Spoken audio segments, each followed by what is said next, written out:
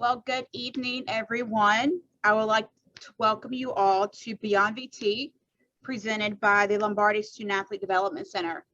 My name is Sarah Lage, and I serve as the Associate Director for Student Athlete Career Development. The purpose of tonight's program is to reflect on what's beyond athletics at Virginia Tech, develop tools to assist in transition, and learn how to leverage your transferable skills to reach your post-grad goals. But more importantly, tonight is a time to celebrate, reflect, and network with former student athletes as you prepare for life beyond VT. Before we begin, I would like to thank our student athletes, our former student athletes, campus partners, and especially our student athlete development squad for being part of this event. Thank you. I would like to introduce you to our keynote speaker, Corey Hackett-Greene. Corey was a sprinter at Virginia Tech and graduated in 2017 with a degree in economics. As a content connoisseur, he's partnered with companies such as Hard Rock Hotel and Casino, Intercontinental Hotels Group, and most recently, Crest. Corey founded the In My Bag Tour Foundation in 2019 and has positively impacted more than 500 students and 200 teachers in Danville, Virginia, and Philadelphia, Pennsylvania. In addition to the In My Bag Tour Foundation, he co-founded No More Interviews, King's Dominion, and serves on the advisory board of his community playground in order to ensure the positive development of Philadelphia's urban youth population. Corey is here tonight and will share how he has used his battles and gifts to find his purpose and to be an agent of change. Corey, the floor is all yours. Thank you, Sarah, for the marvelous introduction. I first and foremost want to extend my gratitude for both you and Raina for allowing me to be able to have this opportunity tonight. I remember we spoke probably 2 or 3 weeks ago when we had our introduction conversation with each other. And mid-conversation, you caught me slipping. I'll just say that you caught me slipping. And you offered me the opportunity to be the keynote speaker. And I remember the internal battle that I had when you asked me that question, because thinking about it in that very moment when you asked me, I was like, okay, you are a transfer student from Coastal Carolina. You were an underwhelming performer as a student athlete at Virginia Tech. And you are a self-proclaimed agent of change and content connoisseur. Now, who the heck would actually want to listen to you and your story? And I remember as I thought about those things and I said, you know what, Sarah, let me think about it. I'll get back to you. That same night, about 1 o'clock in the morning, I remember it hit me just like that. That to everything, there is a season. And my particular season at Virginia Tech, I did not necessarily have impact on the track, but I have come to you all today in 2021 on April 12th.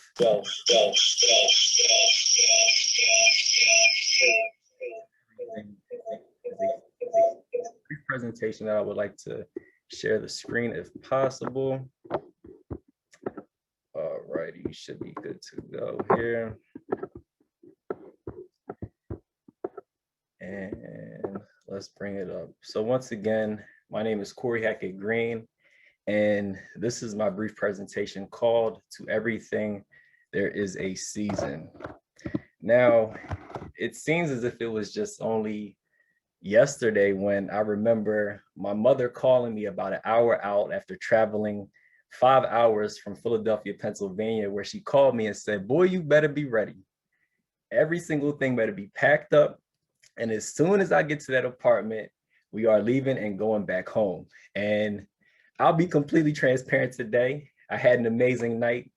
That night prior to her actually arriving downtown, as many of us have had thus far, but you don't have to tell your story.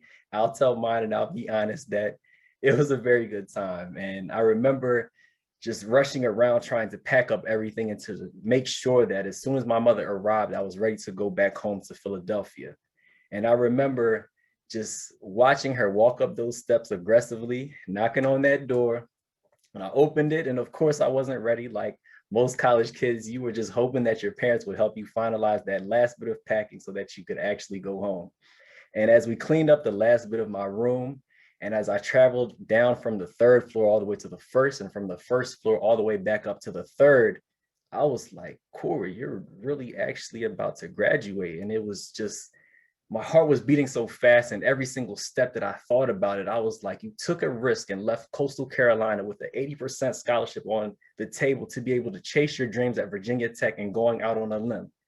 And it's paid off, or at least I thought it had, because I remember packing up everything in that car and getting on the road back to Philadelphia and constantly and aggressively scrolling on my phone, scrolling and scrolling and scrolling and scrolling, and making sure that I had actually received the identification of me graduating. Because if you know, when you have studied economics at Virginia Tech, you know what that comes with. And I was sweating. I was just wanting to think, Mom, I think I did it. I think I did it. I think I did it. And that final scroll, I remember receiving that email and that confirmation that you had graduated. And I was super excited. We both screamed in the car for about 5 minutes. And we just celebrated that moment together, because that great sacrifice and being in the midst of the unknown had finally paid off. So my first question to each and every single one of you, and I'm sure that you have asked yourself this since experiencing COVID-19, is what do you do when your normal has shifted? And I want to leave you with confirmation and affirmation today in suggesting that your biggest blessing just might be hidden in not knowing what to do. Admitting that you don't have the answer is a part of the solution.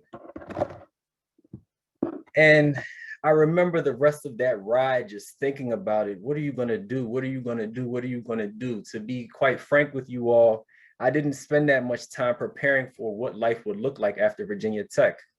I was in the midst of trying to make sure that I was healthy enough to compete. I was trying to make sure that I was enjoying social life on campus after pledging a fraternity. And I just was ready to go home. I hadn't been home for 4 or 5 years, and being in Conway, South Carolina, and Blacksburg, Virginia. And I was just so caught up in trying to finish that I never actually found myself preparing for those next steps of life. And I remember sitting in the couch in the back of my house for about 2 weeks, just thinking about what next would look like. And I started to ask myself those questions. Well, what do you want to do? What do you foresee a career looking like for you? What do you think works best for you? What brings you happiness? What can make you a man and be financially stable enough to be able to have a family and be a good steward of the people around you in the time that you have on this earth? And that actually helped me find some sense of direction. And with here, I leave you a quote saying that a period of reflection with questions will always help you step in the right direction. And to compare this to you all as athletes, we all have an off season where you are reflecting on things that you did previously to be able to develop a strategy in order for you to be able to move forward and be the best version of yourself in that next season. So that is a very, very, very important sector of your life, because it oftentimes determines where you are going to go and how successful you're going to be. But take it from me tonight, because I want to make sure that you all are prepared after you depart from Virginia Tech, that you have to be intentional about this season of your life, because you can't get it back.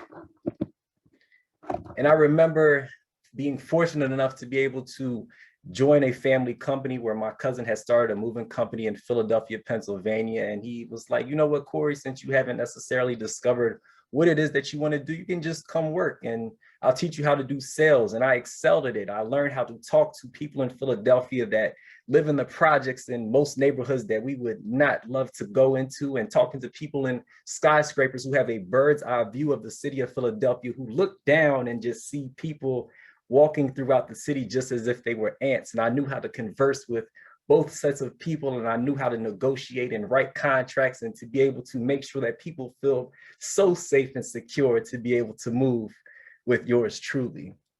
And I was so excited to be able to learn these things. And I actually was taking the money that I was making from that and ended up investing in my first duplex, which was $20,000. But in the middle of that happening, and the tricky side about family business that people oftentimes don't tell you, is that it doesn't always work out.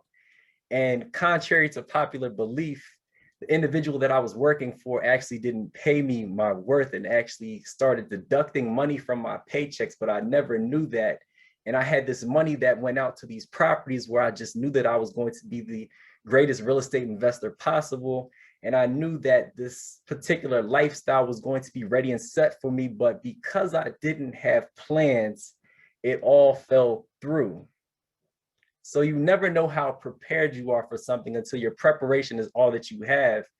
Because to everything, there is a season. The preseason, once again, you cannot get this back. Those 6 a.m.s, whether you wake up or miss them, or whether there is weightlifting that you don't have an opportunity to take the time to go do, or all the different activities that allow you to be the successful athlete that you are during the regular season. If you don't do that in the preseason, you can't get that time back.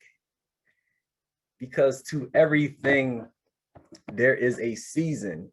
See, after finding out that I didn't have the financial resources that I once thought that I would, or when I had that $20,000 out in that property, I began to start accruing debt because I was keeping up with this facade that I put on and this lifestyle that I wanted all of my associates and my friends to believe that I was able to maintain, but I wasn't.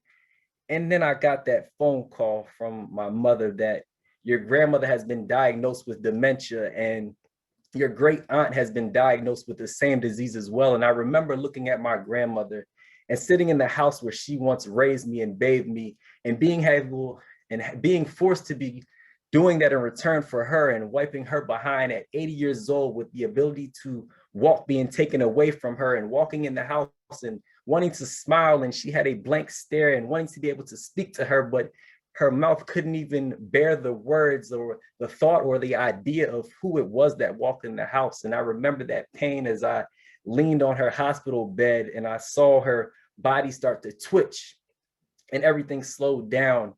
And I immediately ran out of the room and took a right and ran to my mother and to the doctor. And I said, something's wrong. And they said, your grandmother has experienced a stroke. And I remember before I departed to go to Virginia Tech to visit a friend, that I was sitting in that hospital, and the last ditch effort to be able to save her life required there to be a scope to go down and look at her lungs and her kidney, and her just screeching for dear life. But that was all that she had in that moment. See, your coaches and your advisors can give you all this magnificent advice, but there are just certain things that you as student athletes are going to experience that advice won't do justice for those things that you are going to go through, because most lessons can be taught, but our own experience is the greatest teacher. And everything that happened in that moment, all the magnificent things people had to tell me and to encourage me and to say that your grandmother is be okay, it didn't work. It wasn't sufficient enough. And I just had to go through it and endure it. And it's just like when you get in the regular season, where you prepare Monday through Friday, because you've watched this team over and over and over again. You know the coaches, you know the players, you know her mama's name, you know her cousin from down the street, and everybody else and what they ate the whole entire week. And then you go out and get on the field and the game plan changed. So what do? Are you just going to sit on the sidelines and say, oh, well, I guess we'll get them next? It's too late. You're already in the game. So once you're in the game, you just have to figure out what you can do best and go forward in doing that, and learn while you're in the midst of the game in order to be able to go forward and do the best thing possible based upon your preseason and your off season. And I share all of that with you all today because I've been through losing my grandmother, which was my greatest fear. I've been through losing my aunt. I've been through not having a plan and having an immense amount of credit card debt. I've been through the internal battle that I share with you all today that I had 2 weeks ago when I was extended this opportunity because I didn't feel as if I was sufficient enough. But I stand here today with the utmost confidence that I have found something that no one else would be able to share with me because it was within me. And that is this beautiful thing called purpose. See, each and every single one of you has God-given gifts, talents, and abilities that you are responsible for cultivating and expressing each and every single day, and identifying exactly what purpose means to you, because someone else's life is attached to you discovering what that is and walking in the fullness of that.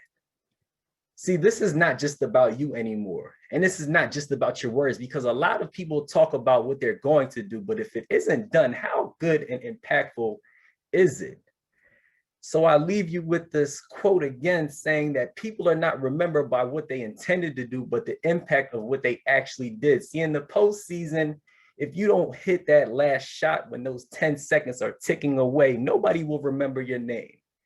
And if you don't swing that bat at that last at bat, when you're in the 9th inning, somebody will forget about you. And if you don't secure that last jump or that last hit or whatever your sport is, when you have that final moment in order to be able to impact, no one will remember the words that you share with them throughout the off season, the preseason, and the regular season, because in the postseason, that's when it's time to show up, because that is when your legacy is built. So I have 6 questions to share with you all today to help you get into stride, because I am here to talk to you about purpose, and I want you to discover what life is about so that you can find fulfillment and find joy in the things that will be able to contribute towards your success moving forward after you depart from Virginia Tech. So these 6 questions I have for you, and I want you to meditate on them and answer them by yourself. You don't need anybody else's opinion, because what's inside of you will be revealed when you take the time to answer these. Number 1, what do I want to do with my life? Number 2, what am I inspired to do? Number 3, what gives me true satisfaction? Number 4, what comes easy and natural to me that others struggle with? Number 5, the tricky one, what would I want to do more than anything else, even if I was never paid for? And number 6, do my actions align with my true desires? I stand here today as a personal testimony, actually in Times Square, New York, at the Intercontinental Hotel, to be able to express with you all that regardless of what season that you are in right now, that to everything there is a season, and nothing that you've been through will go to waste. I guarantee you, if you take the time to meditate on these questions and seek and discover what your purpose is, that you will have an answer to the question as to what kind of impact you will have beyond VT.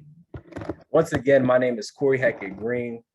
And to everything there is a season. I have my social information at CLH-Greene, my email address info@clhgreene.com, and my website clhgreene.com. If you have any questions, comments, or concerns about finding your purpose, I'm more than welcome to help you navigate the road of the unseen. But I hope this presentation was a blessing to everyone. Thank you again, Sarah and Raina, for this marvelous opportunity, and I look forward to the rest of tonight. Wow, thank you so much, Corey. That was awesome. I was just taking notes and definitely took a picture of those 5 questions. Do any of our student athletes have any questions for Corey? If so, please unmute yourself and feel free to speak.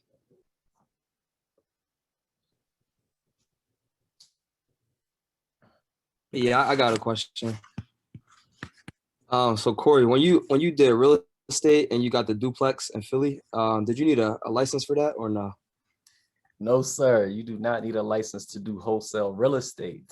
There are a multitude of ways in which you can do that. One of my personal favorites is the FHA 203K loan, in which you only need 3.5% down in order to be able to have a purchase and rehab loan. So I highly recommend that you look at that being your first route. But if you're interested in investing in real estate, I would just recommend just looking up your city, put wholesale next to it, spend time on Craigslist, and also look at your MLS. Best advice to be able to get with a realtor so that you have comps and that you have all the numbers so that you are able to have an understanding of the after repair value that you need to have a successful real estate investment property. So if you're interested in more information in regard to that, I can definitely share my resources with you as well.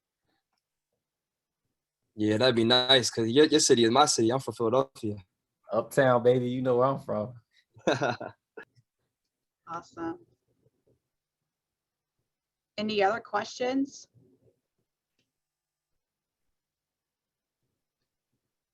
So Corey, I do have a quick question. What advice would you give for student athletes who are kind of struggling with their purpose? You know, they're getting ready to, in the next few weeks, few months, to kind of hang up their shoes and go on to that next, you know, chapter of their life. What advice would you give them for finding their purpose? My first advice would be just taking the time and opportunity to be able to slow down. As a student athlete, you already know that we are going from class to class, from competition to competition, practice, smoothies, barely sleeping, and going to study hall, of course, because I know that that is highly recommended, but just making sure that you take the time to be able to slow down and really think about every single thing that you've experienced in life. See, the funny thing about purpose is that we oftentimes taste it, but we never actually commit to it. So we have experienced the things that we've been placed on this earth to do, but we don't necessarily fully commit to it. So it's very, very important to be able to just look back over those things that bring you fulfillment, that bring you joy, and find a way to be able to commit to it. You make a plan and build a plan based upon that, and I guarantee you that you will find happiness for the rest of your life. Awesome. That's great. Student athletes, any questions? I have a question. Yes. My hair looks terrible, but anyway, I had a question. So is there any, you've talked about a lot of personal things and I appreciate the time you spend with us, but is there any kind of moment in your life where you kind of needed to take pause or kind of came to a crossroads and you only knew it was a crossroads because it was like based on prior knowledge? Like, does that make sense? Yeah, I believe I'm understanding your question. I would say prior to me quitting my last job, it got to a moment in which I was seeking to be extending one particular aspect of my life, being in modeling and being in social media marketing, things of that sort, where those opportunities began to expand, but my time spent at work was continually decreasing. And I really had to take a pause and assess what I wanted to be done, because when you think about it and when you want to be able to receive an opportunity, if your hands are currently full, you don't have the capacity to be a steward over whatever is being given to you. So you really have to be diligent in assessing as to, do you actually want this thing placed in your hand, and what's currently in your hand, do you want to remove it? And are you willing to be able to deal with the in-between of something being placed in your hand and something being removed from your hand? So in that very moment, when I decided to fully commit to everything that I'm doing right now, I really had to pause and assess as if I was ready to commit to that, because the opinions are going to come, friends, family, advisors, whoever the case may be. But as long as you find out what it is that you have been placed on this earth to be, and you are affirmed in that, you have to walk in that, and you have to be okay with whatever that looks like. A lot of people project their fears on you based upon them not necessarily being able to associate with those feelings that you have. But you have to find confidence in that, and the first person that you need to believe in is in yourself. So I hope that was able to answer your question. Thank you. And then one more question. What were your personal signals of growth? My personal signals of growth, when I started reading more books than I did at Virginia Tech. To be quite honest with you, I hadn't read books since elementary school, and in Philadelphia they used to give us Pizza Hut coupons, so you know I was motivated. Personal pan pizzas from Pizza Hut. I read books like a champ in elementary school, and for some odd reason in college I didn't necessarily have that same desire to do so. But as I found an opportunity to, one, discover my purpose, I started to build my lifestyle around that. So conversations changed, what I read changed, what I listened to changed. So that's when the personal development really started to shift, and the nature of the conversations around me began to shift. And that comes with losing friends, moving on from people, because you can't grow and be in a place where everybody around you is willing to be dormant. So when things start shifting around you, that's when you know you're taking a step in your personal development. Thank you so much. Yes, sir. Wow, that was great. All right, so we're going to continue this conversation, but please note, student athletes and professionals, Esther's going to open up the breakout room. She needs to put a few more folks in there. So ignore the breakout room until I say go. All right. So Corey, going back to, what you were just saying with Isaiah, how tough was it maybe to, especially being a student athlete, you're around this community, basically 24/7, this group of friends. How difficult was it just to kind of say thanks, but no thanks, and just kind of go down your own path? Because, many of our student athletes are getting ready to go down difficult paths that their friends and teammates may not be going down. I think one of the biggest things that I really had to take time to do was discover my identity. And that's not something that we often tend to think about because we transition from losing something that we do for so many years. And for me, that was track and field. Like I spent 22 years of my life being an athlete. And once I graduated, that aspect of my life was removed from me. So I had to re-identify who I was and what I intended to do. So I think it's just very important about being intentional about discovering what that is and asking yourself questions to learn about yourself and being patient with yourself in that process, because it is very, very challenging to be able to discover what it is. And especially if it's something abnormal where you're not doing necessarily what people think is traditional or, you know, based upon their experience may be the right move and you feel completely different. You have to be able to be confident in that and be able to assure yourself, because once you commit to this journey, you don't necessarily need to lean on everybody else's yes. You know you. So be okay with that. Trust that. Continue to invest in yourself and surround people around you that believe in you as well. And you'll be able to take those steps of faith each and every single day. So I think that identification process post-collegiate is very, very important. And I highly recommend, with the utmost recommendation, because I'm very serious about that, is really take the time to be able to re-identify yourself. Very, very key. Yes, that's powerful. Student athletes, any questions? I have a question for Corey. Yes. Just based on going off of what Sarah just asked, what would you say to someone who might be comparing themselves to others around them who have found their identity maybe quicker than others? Because, you know, in sports, a lot of it is comparisons to other players, and people obviously find their identities quicker than others, and some might be feeling like they might be falling behind and get discouraged. So what would you say advice-wise to maybe someone who feels, you know, they can't find their identity or they're falling behind their teammate or their friends and others doing what, you know, making the transition? Great question. One of the biggest things that I had to really make sure that I understood myself was that as great as I can be a replica of someone else, no one can be me better than I can be me. And oftentimes we tend to repeat and replicate those around us, or we find ourselves being jealous of other individuals' gifts, talents, and abilities. But some people oftentimes may be upset that they don't have what you have. And that is a reality too. So it's in our best interest to really be humble in that process and be patient with being able to identify what it is that we have, continually cultivate it, and be in a position where you can not only celebrate yourself, but celebrate those around you. And that comes from being able to identify that and constantly cultivating that. The more and more that I found myself speaking or taking pictures, the more and more I became comfortable myself as a model or as a speaker or as an content creator. No one else can do me like I do me. And I'm very comfortable in saying that in the most humble way possible. So just being able to take time to truly focus on yourself and developing yourself to the point where you are confident in what you have been given and exercising that to the best of your ability, because no one can do you better than you do you. Love that. Student athletes, did you just hear that? Can you repeat what you just said, that last sentence, Corey? No one can do you better than you can do you. All right. That was great. I hope that our student athletes, we do have one more question from Asia. How did you deal with failures that you faced when you first departed college, and has failure prepared you to be where you are today?